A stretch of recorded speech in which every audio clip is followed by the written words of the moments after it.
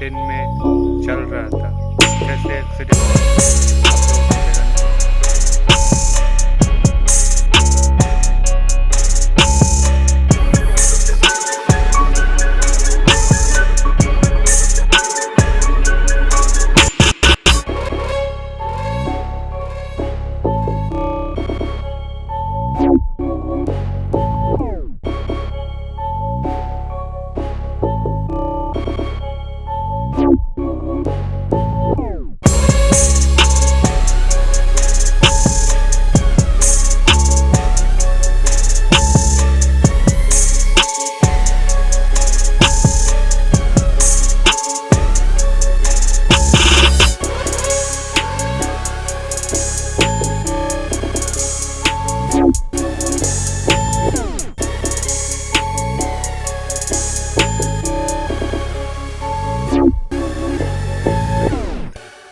तो तब तक सर, जय हिंद जय भारत।